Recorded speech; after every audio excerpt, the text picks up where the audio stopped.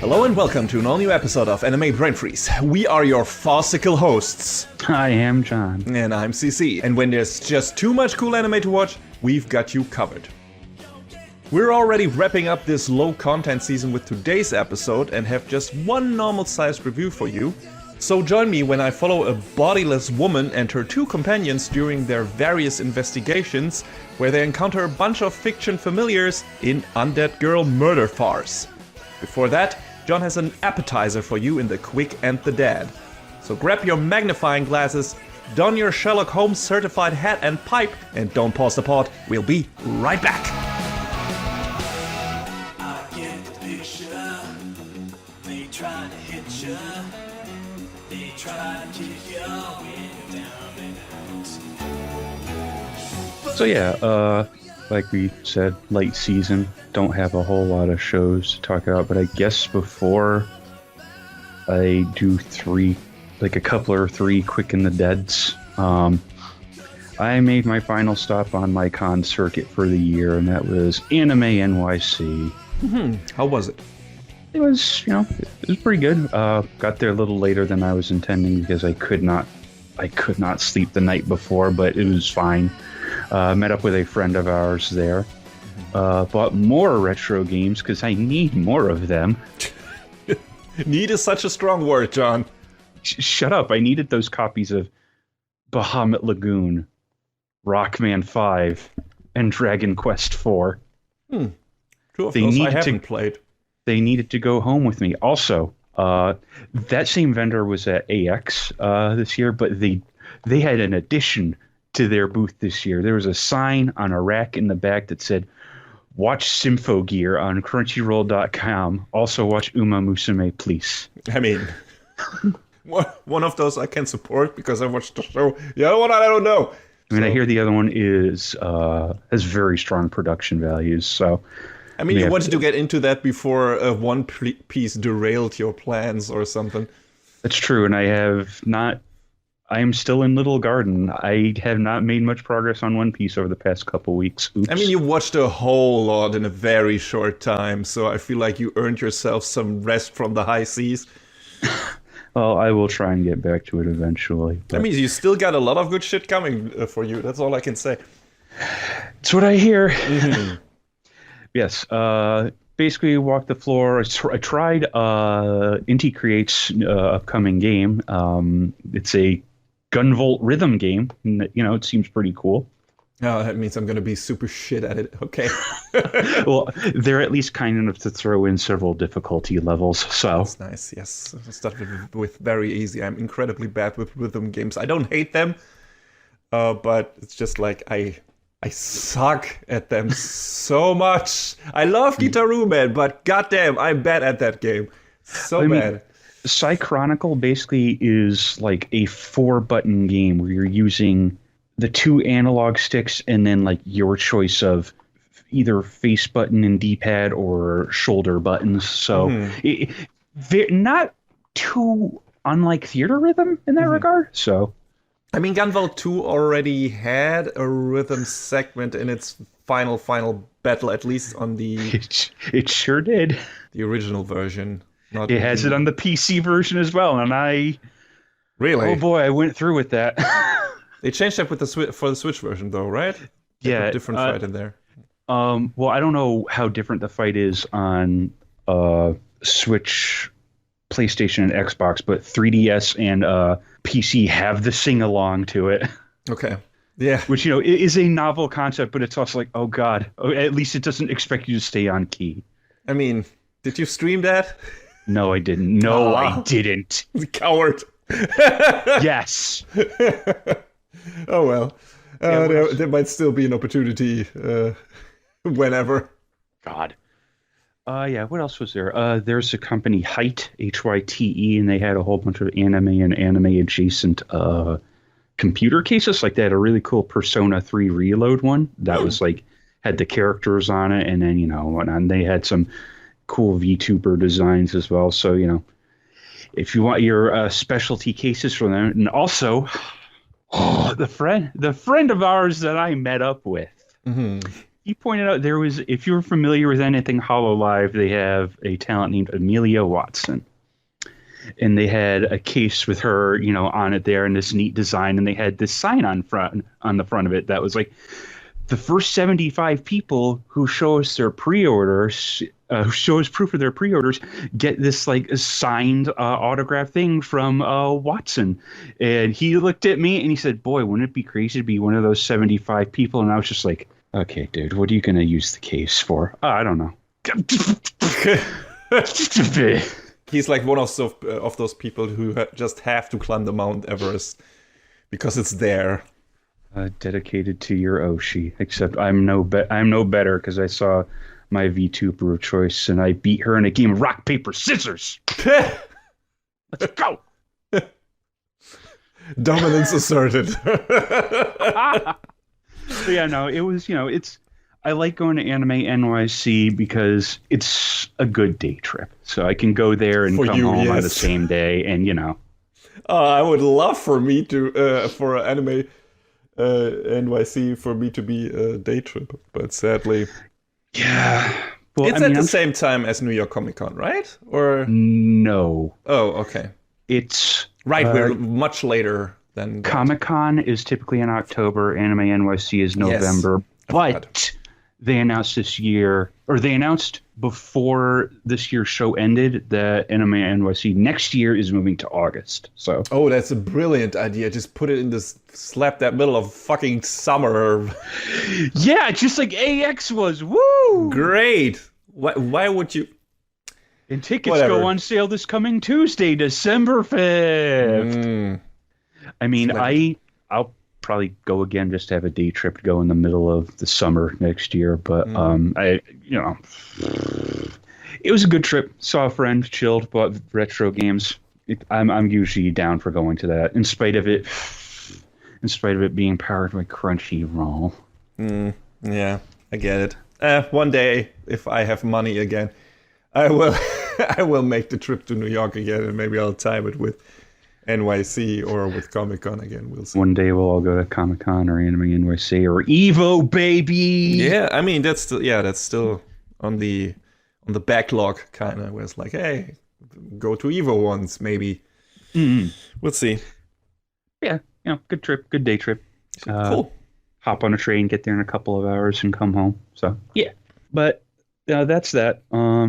I just have like 3 real quick in the dead things to talk about. The first is The Devil is a Part-Timer, Season 2, Part 2. Ah, yes, you watched that. I did, and I don't know if I'd say the production value was any better than the first part, but I feel like that is both a good and bad thing because I'd rather have it stay the same than go down in quality. Yeah, absolutely. And I mean, I didn't love that the production values went down so much, but also the story wasn't going where I wanted it to go, so that's why I stopped. But what did you think of how that part of it developed? So the story ends up pivoting towards Emilia ends up going back to Ente Isla, and she's like, "Oh, I'm just going to be gone for however long," she says. And then that doesn't go as planned, and she kind of just like disappears for a while because it turns out she's being held against her will there by, one of her father's former, cohorts, workers, trusted agents. I don't know how quite to refer to it.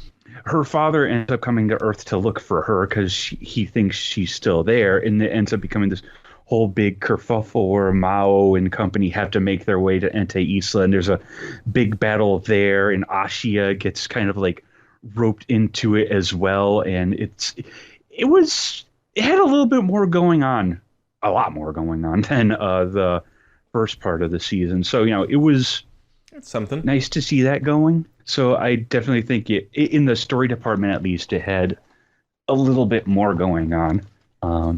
I'm curious. I'm kind of curious to see, what happened from there. But I don't think there's been any announcement of any continuation yet. So I guess we'll find out.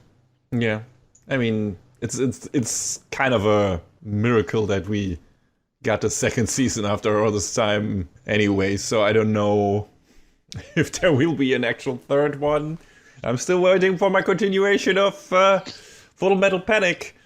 I mean, Invisible Victory was fun, but also not as well animated as the previous seasons. But also, you know, I ended on kind of a mean cliffhanger. So where's the rest of that?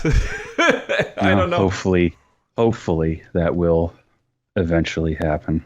Yeah, we'll see. But maybe you don't have to wait as long for the next season of The Devil is a Part-Timer. Yeah, I mean, big scene. There's other shows I'd like to see come back. Now that I'm thinking about it, I'm having trouble digging anything in particular out of my head. But yes, that feeling for sure. I haven't talked about it in a minute, so I guess I'll talk about Rent a Girlfriend. The old ball and chain. I don't know, man. So they introduced another girl this season. Of course they did. It is a harem show. I mean, they don't really make this girl Yaemori out to be like part of the harem. Oh, she will get there. She's kind of like the nosy next door neighbor who is trying to muscle in on Chizuru and Kazuya's business. Because she kind of sees... I think she's supposed to kind of be an audience surrogate because she kind of sees the way the characters feel about each other and is doing her best to push them together. Not in the best manner, but, you know, I guess you could say it's well-intentioned, even though sometimes, honey, you need to shut your mouth. You know what they say. The road to hell is paved with good intentions. Big true. But this season revolves around the continuation of trying to shoot this movie that Chizuru wants to... She basically wants to be in a movie. That's her big ambition. Is it for a grandma or something? That is part of it. But yes, being a rental girlfriend is kind of like a stepping stone to further her acting career. And she wants to get on the silver screen before grandmother passes, and when Granny Saori falls very ill, things kind of have to get moving a little bit faster. And Kazuya kind of steps it up a little bit. Wow. I mean, he's still kind of Kazuya, but he definitely does a lot more to help her out in this season, even though he's still, you know, caught up in his own head the way he is, which honestly, when you're a young 20-something is a mood. Oh yeah, absolutely. I get it. I guess I understand that, but at the same time, bro. Yeah, it's one thing to empathize. The other thing is to have to bear witnessing this for however long the season runs. It's like, yeah. So, I don't know who cares about spoilers, and I don't want to give a whole bunch of it away. I guess, but they get the movie made, and things happen, and I said to you in as many words that this season got me to feel feelings, and I hate that. Because I didn't want this show to make me feel anything, and yet here I am. Yeah, it worked its manipulative magic. So, I mean, you know what? In that regard, I'll say the show did something right with its writing. So, it's okay. This show will probably continue in perpetuity. There hasn't been another season announced, but during the sneak preview, I'm sure many of you remember how aghast I was at how long the manga has still been running. Yes. Very exasperated noises were made. But yes, I mean, as far as the show has run so far, I feel like this has been probably the strongest it has put forth so far. So if there is any universe in which the possibility that momentum can keep going, that's great. And I feel that makes me feel better for the people who legitimately enjoy the show. If it stumbles again and falls back on its old patterns, well, then just throw it in the dumpster. Your finger is on the button. Oh, don't tempt me with a good time. I've told you this before. I've heard good things about the new harem show Du Jour, 100 Girlfriends, where the main character actually is a good guy. You know, God, that girlfriend show was like that too, because the main character just was like, I just want a harem, but I want to be a good boyfriend to everyone in the harem. And it's like, you know what, bro? Okay. All right. You do you. As long as the girls are okay with it. Yeah. But yeah, I was watching that bit of that Jeff Thu video because I had seen the name thrown around. Yeah. And then when he was talking about it, I was like, wow, this sounds, it has a slight bit more thought put into it than I would have ever expected. Mm-hmm. Yeah. Does that mean I'll watch it? Probably not. Probably not. I mean, you have this show to deal with as long as it's...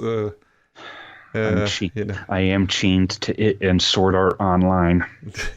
I mean, we haven't almost bought the SAO Progressive Blu-ray at Anime NYC, God, but it had the Aniplex price on it, so I was like, no. It's a good deterrent for what it's worth. Oh my God. So I finally bought SAO, oh God, what was the name of the first movie? Ordinal Scale. Yes. Because it was on sale. Mm-hmm. Because I liked that movie. Because it was all right, yeah.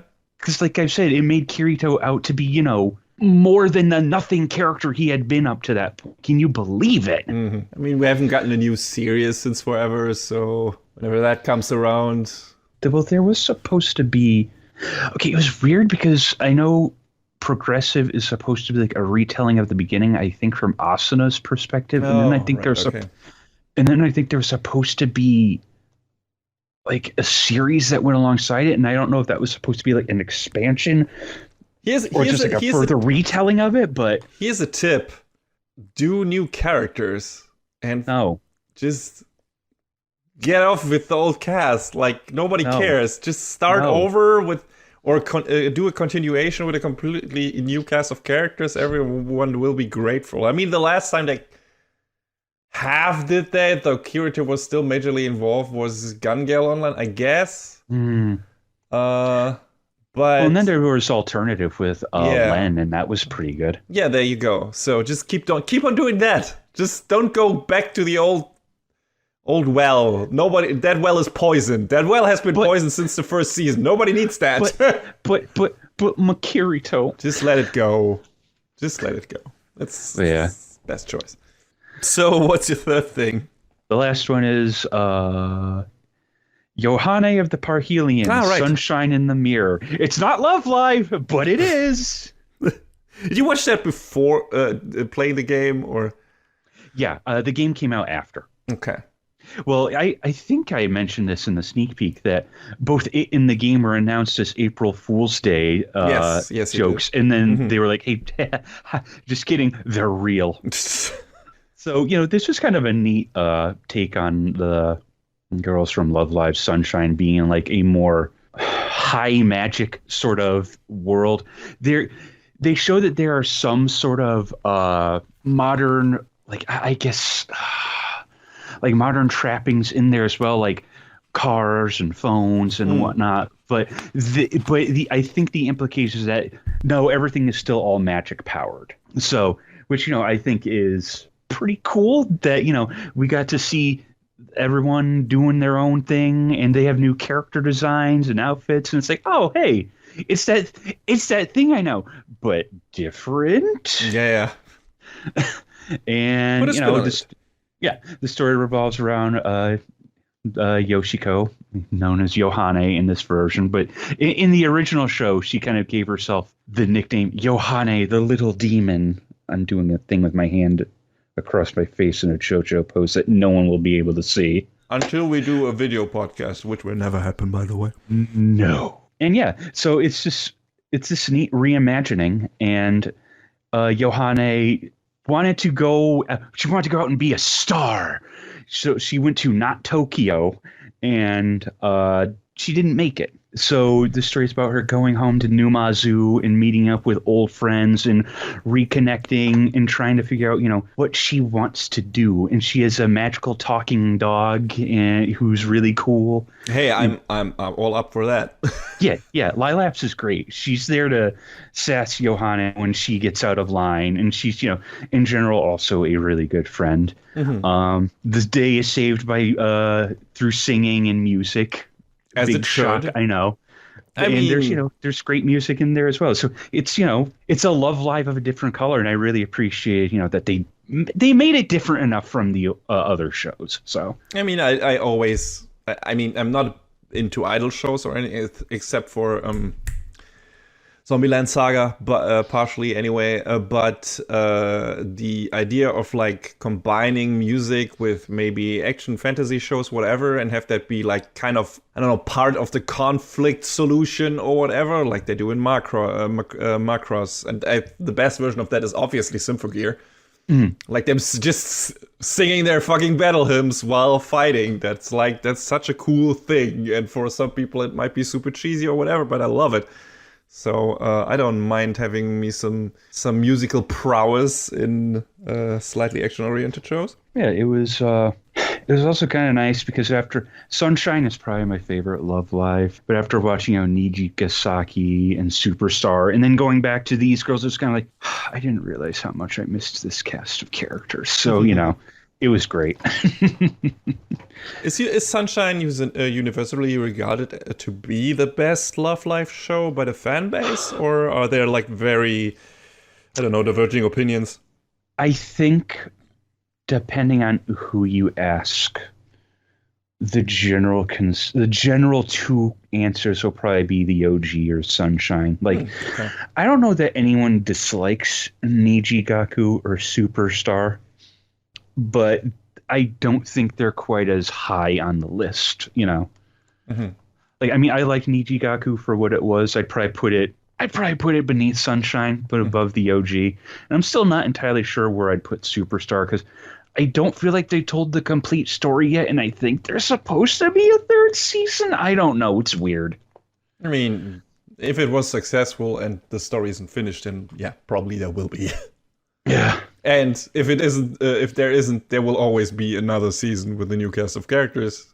I mean, there isn't already a new show, but there's already a new cast of characters. I think it's like this. I'm not entirely sure if it's like a mobile game or just like some mobile app thing called Link Like Love Live, and it's got its own cast of characters. Mm-hmm. So they're always grinding away. They're always doing something. But I've said this before. But that is how they've managed to keep Love Live a global brand, by always doing something new and different. And Bandai Namco keeps dragging their feet with the Idol Master. So yeah, as we elaborated on in the sneak peek, I guess. Love Live has the edge, and I don't think that's good or bad. I think it's the result of business decisions. So, but yeah, that is my final convention trip of the year and my Quick and the Dead. Hooray! Hooray! All right, then we're gonna move on to the first and final review of this season, and we're gonna have ourselves a good old mystery.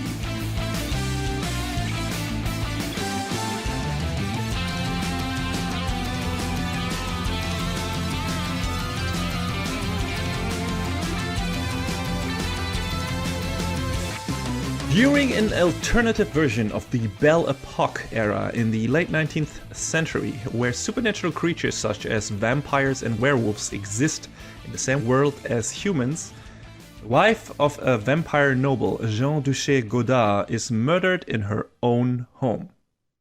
With the local human authorities unwilling to properly investigate the case, Godard hires a group of private detectives known to specialize in the supernatural. Tsugaru Shinuchi, an experimental half-oni, the immortal Aya Rindo, and her loyal servant Shizuku Hase. Tsugaru wishes to find a way to extend his lifespan, while Aya exists solely as a talking head who wanted to die. When they both realize the person behind their current predicament is a wealthy foreigner with an M printed on his cane, they join forces. While trying to locate their target, the trio take on supernatural mysteries across Europe, with Sugaru taking on the persona of the cage user. For the birdcage he carries with Aya's head inside. During their investigations, they run into fellow detectives, fanatical organizations, and monstrous opponents. But those obstacles won't stop them to achieve their one common goal: to track down the man who stole both Aya's body and Sugaru's humanity. So yeah, Undead Girl Murder Farce, or Undead Murder Farce, which is arguably the less interesting title, so I don't know when they actually go with that. I found both out there. I don't know how the show is spelled on the actual streaming service. I forgot to look that up. But I prefer Undead Girl Murder Farce because that is kind of a double promise in the title. And it also sounds just more wild and stupid, which I appreciate. And it is based on a novel series by Yugo Aosaki that started in December 2015, is still running and currently counts 4 volumes. There's also a manga adaptation that started in June 2016, is also still running with currently either 3 or 4 volumes out, not quite sure. And I assume the anime we are talking about today is based directly on the manga. The first season of this anime counts 13 episodes and was animated by Lapin Trek, not sure how they are pronounced, who have done a lot of production cooperation assistance and second key animation, but they, for example, also did the animation production for End Ride, Sarah Zanmai, which I reviewed a while ago, and the Wotakoi OAV. And in general, Undead Girl Murder Farce is a really good looking show. Probably better looking than it needed to be, considering a lot of the show is just talking. But we definitely got cool character designs, a color palette that pops. The director is Shinichi Omata, or also known under his pseudonym Mamoru Hatakeyama, who has also directed A Record of Grancrest War, Showa Genroku Rakugo Shinju, and Kaguya-sama Love is War. And his sense for the theatrical definitely lends itself well to make a show that consists of a lot of dialogue feel appropriately dramatic up for anime. There's a lot of eye-catchy directing and snappy editing in this to make the investigations look more interesting and to make the action often look very dynamic despite the occasional animation shortcomings. Some of the fight scenes are really well directed, like the first fight against the werewolf, which has great action choreography, or the fight between Shizuku and Sugaru in the first episode look really great. The final fight also has a really neat confrontation in the dark with some creative imagery that looks like crayons on dark background. Creative stuff. Some really cool scene transitions in this show as well. The big fight in the last episode is a standout because it has several different parties fighting each other at different places, and every switch to a different fight is creative. For example, there is a moment where blood spilled in an approaching fight scene is splattered over a scene in the current fight to serve as a transitional effect. So you have 2 characters square off in one fight, then blood suddenly splatters over half of the screen, and then the backdrop from the fight where that blood was spilled fades in.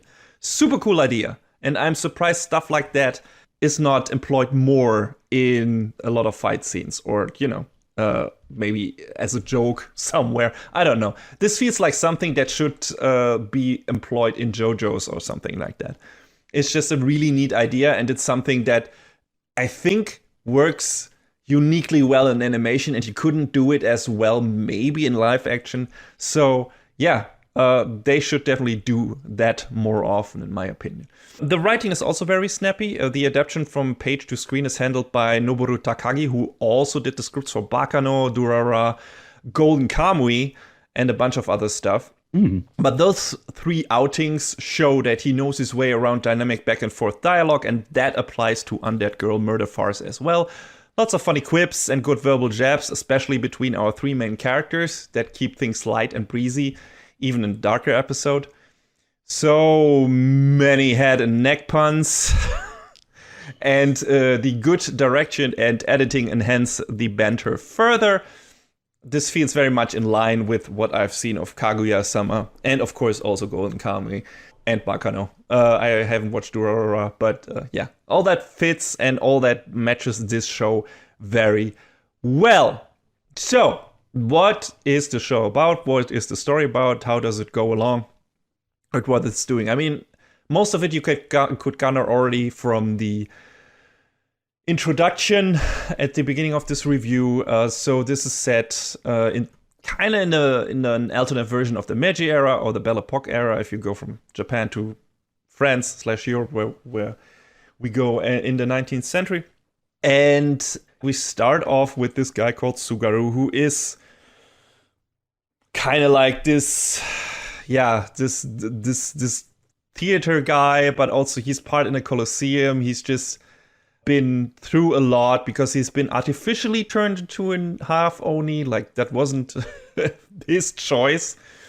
And yeah, he's kind of like, I don't know if he personally was hunted or how he ended up in the theater that he's employed at, but supernatural beings, even though they exist since the beginning of the westernization in Japan, have been hunted down and are mostly just theater acts for the low masses, and that is what happened to Tsugaru kinda as well.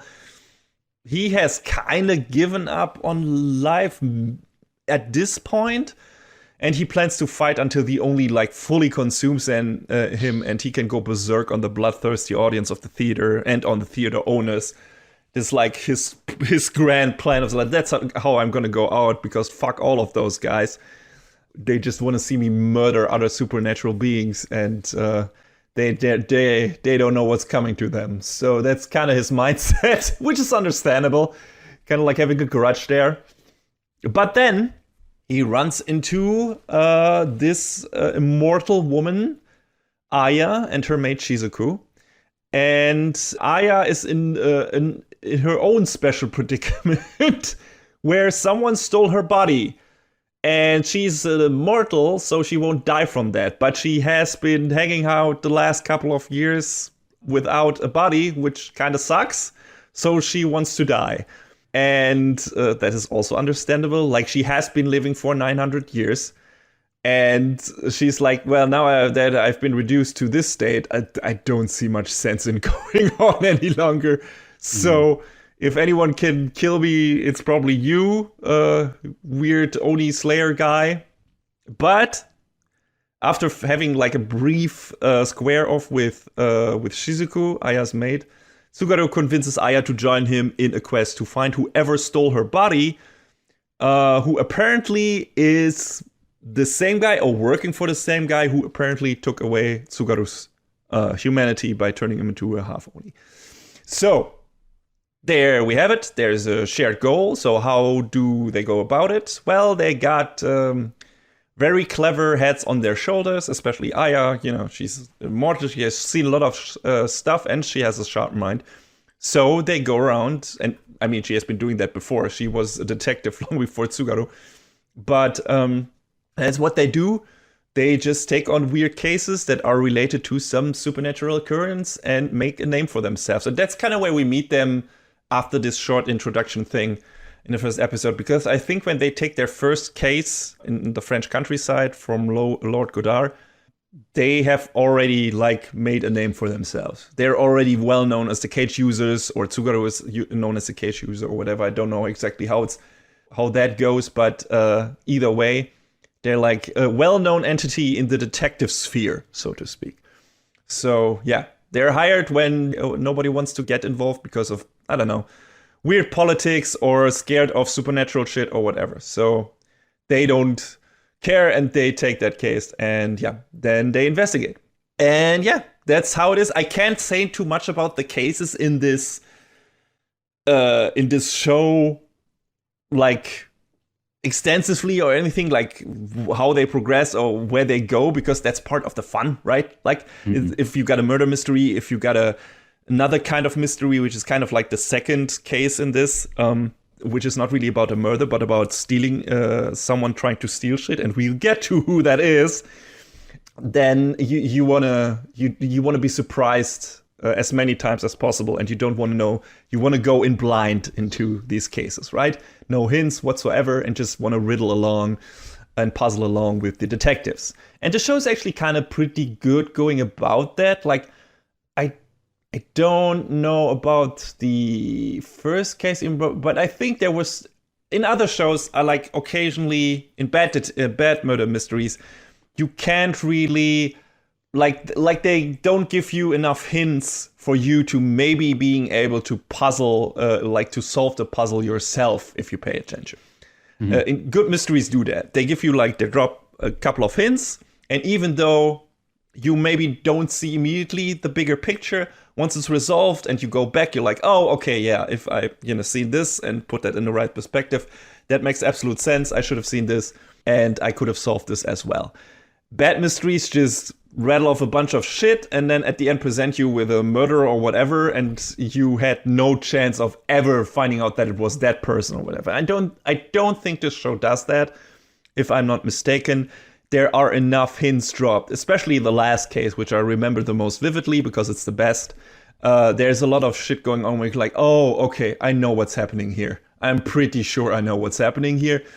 And because, they don't hit you over the head with it, but they're like, yeah, here are this thing, so you can maybe guess what actually is happening here.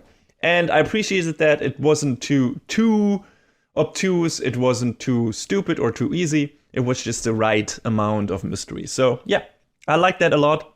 And that kind of counts for all these three cases. The second one being more of an action thing, action romp than anything else, I guess. Or not, like I said, it's not really a murder mystery. It's more like, hey, here's this one character and they want to steal something and our detective's trying to stop them from doing that. So, but that's also fun in itself. So let's get to our three main characters. Tsugaru and Aya are kind of, of course, the main attraction there. Shizuko also, especially in the last case, gets a lot of time in the spotlight. But of course, the main attraction is the weird half-oni guy and and Aya, the headless woman. And they're kind of like this interesting duo where Aya obviously is the brain because kind of that's all she is at this point. And Tsugaru is the guy who carries her around. He's also, the guy who gets in the fights and whatever. But he's also a very important part of the investigation. First of all, they're not like this, I can't stand this other guy. And they're not this combination of detectives who can't really stand each other or anything. And that's where the fun is derived from. Tsugaru and Aya seem pretty comfortable with each other. They take a lot of good, friendly jabs at each other's expense, but they laugh a lot together as well. Tsugaru is also playing the goofball to throw off other people, so they focus on Aya and don't notice that he's observing everything that is going on as well, making his own deductions. And then him and Aya do some back and forth stuff and then help each other finding a solution to this. So it's a pretty cool team dynamic. Tsugaru is also a cheeky bastard and a stingy bitch who wants to cheat, like, for example, that carriage driver out of his fee in the second episode. God. And he's a theater kid, so he likes to put on a show when fighting bad guys, like he's going through a lot of, like, hey, here's this kind of Japanese theater shit, and I'm just gonna throw that out there just to throw people off and to set the stage for the revelation by Aya who the bad guy is and everything. That's his thing. He's a performer at heart. He loves to tell tales and narrate through an important scene like he's speaking to a theater audience, even though he is either talking to himself or to their opponents. And of course, always a smirk on his face. Like he's not taking any of this seriously. So that's fun. Like he's a very fun character. Shizuko, on the other hand, can't stand Tsugaru. And verbally and literally kicks his ass on several occasions. But they have also often work together to best their foes because they are Aya's muscle. Shizuko is a sublime marksman, an incredibly skilled hand-to-hand combat expert. Tsugaru, while maybe not as technically proficient as Shizuko, can hurt supernatural beings in a way that disables their healing abilities because that's his half-oni power. He was apparently a member of the Oni killer squad that executes the purge of supernatural beings issued by the government, which of course also puts a giant, like, monkey on his back in terms of being responsible for, a lot of bad shit. And I think he's still, like, subconsciously has to battle with that, even though he probably didn't have a choice in that on that matter. But yeah, that's the interesting part. They haven't really dealt with that yet. Maybe that will come up, but it has been mentioned. And it's nice to see that despite all their banter and snide remarks, those three actually seem to care for each other quite a lot. It's heavily implied that Shizuku and Aya have or had a sexual relationship. And although Sugaru's and Aya's romantic involvement doesn't go beyond some witty innuendo, he seems to regularly require her to kiss him so he doesn't succumb to the curse of the artificial Oni transformation. She's an immortal and her saliva has healing properties, I guess, so that's part of the contract. And Shizuku does not seem to like that kind of interaction between Sugaru and Aya at all. So this is kind of this love triangle, weird but fun polygamy relationship, with Aya being the kind of wife to Sugaru and Shizuku, but not really. Like I said, it's mostly just implied, but it's a fun dynamic, and I could see them do something even more interesting with that in the future. They do bits here and there, and give you some glimpse at what these characters mean to each other, and what maybe their, their problems with each other are. But yeah.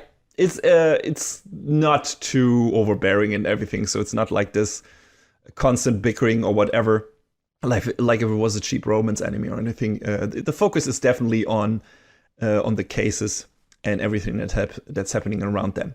So yeah, the first case, if we want to get to those quickly, is a straightforward murder mystery. The wife of Lord Godard has been murdered, and he and the rest of his family are, of course, among other people, maybe suspects. So Aya has to go, and Suguru have to go through all of that. They uncover some clues. They see something is not quite... Someone is lying here. Not everything happened the way that it might have happened, as some of the people say. Like, everyone is telling, like, their version of the truth, but there is nothing of anything anyone says is, like, the 100% truth. So, yeah. It takes them some time to figure it out, but it's pretty cool. It's a pretty engaging murder mystery, and I liked it quite a lot. And then we get to the second one. And that's where things get really wild, because at this moment, we realize, hey, this is the Avengers of fucking Pulp Fiction literature characters. Crossover thing. Whatever. And suddenly characters appear that we are well familiar with, like Lupin, Arsène Lupin. Not Lupin the Third, but his original version. Come on, man. I want to ask if it was red jacket or blue jacket. I don't remember, actually. Does he wear, like, a cape? I think so. But, yeah, he is there.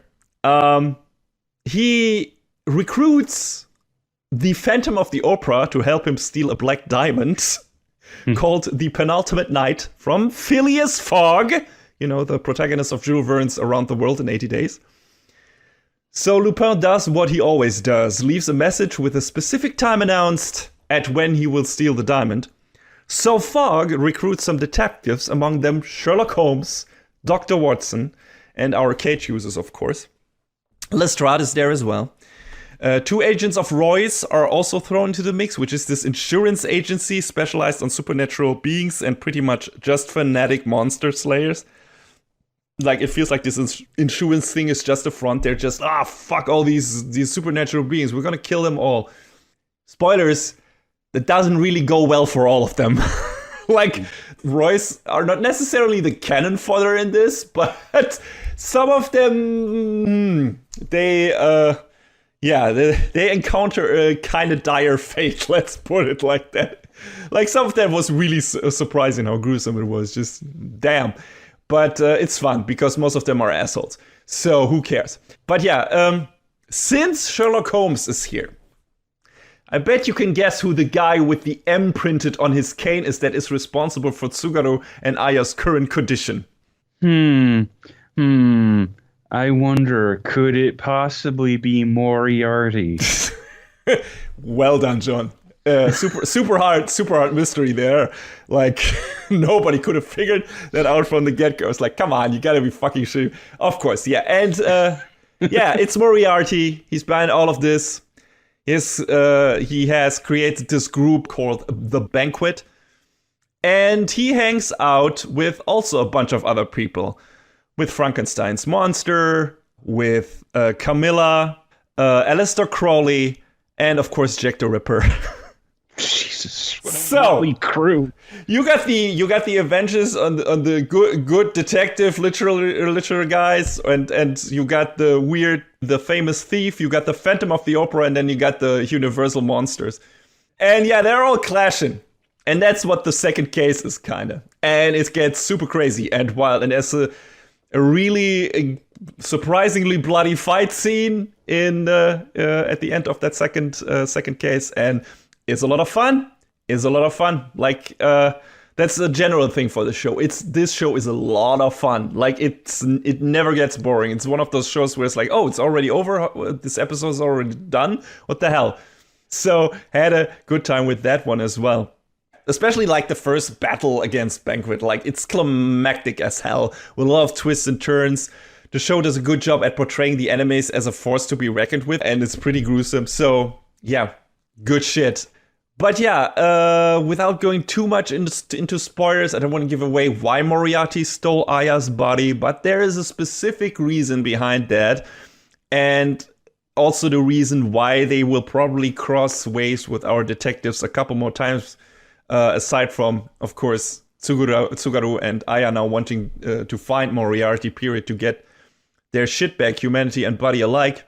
But yeah, there's some very wild thing, and the next thing Moriarty needs for a specific purpose is a werewolf. So that's the third case where they go to like this special village in Germany, which is also nice. We got like some cool scene hopping in this show. Like we have France, we have Switzerland, we have Germany, and maybe even more in the future. And they go to Schneetal instead of Schneetal. Someone didn't do their due diligence when translating this, I guess, in Germany too, because there is supposed to be like this werewolf village there or something. So that's what they're searching for. They also tease Aya's origin story and that someone made her immortal instead of she being born that way. She calls that person a real freak and pervert. So I wonder if we'll go into that specific topic as well in the future. But yeah, so the gang tries to uncover. Once they get to this village called Schneetal, that seems to be affected by werewolves in some way, they have to uncover the identity of a werewolf killing women in the village of Heulendorf.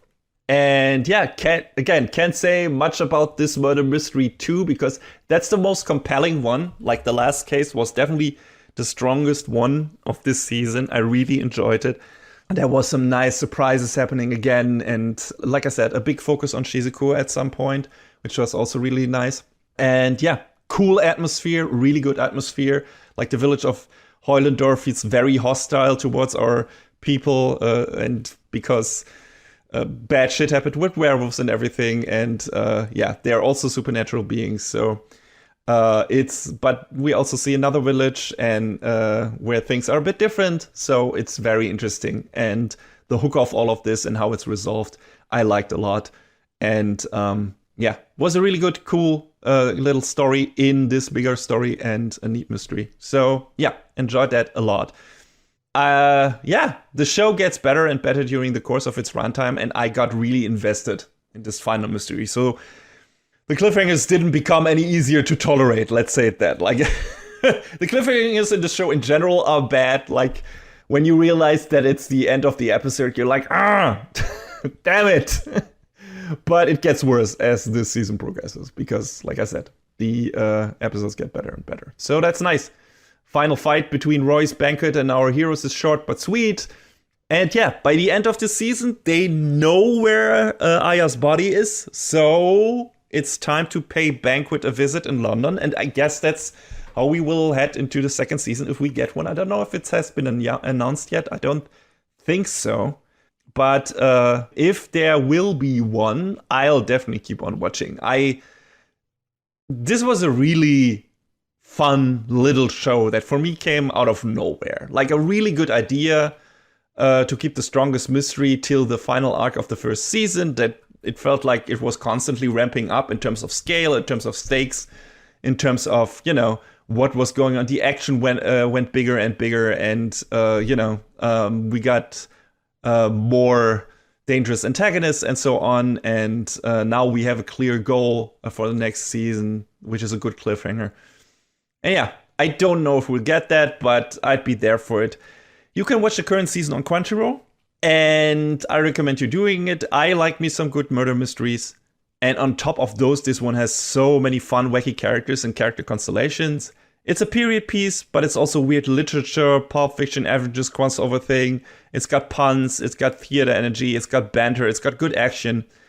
I had a really good time with it. And hey, maybe we'll get to hang out and investigate with this trio once more. I'd be delighted.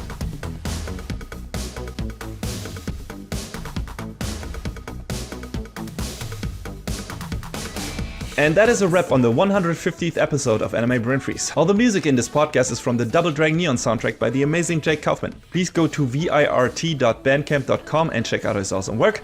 Our show is available on most of the popular podcast services, but it's always worth visiting animebrainfreeze.com for our review index and more. Leave us comments and questions on YouTube, follow us on Twitter at AnyBrainFreeze, or send an email to animebrainfreeze@gmail.com. We would love to read your feedback. Thanks for tuning in, we hope you had a good time, and please join us again on our next episode. Macht's gut! So long, everybody. Next time on Anime Brain Freeze. A blessing on the viewer.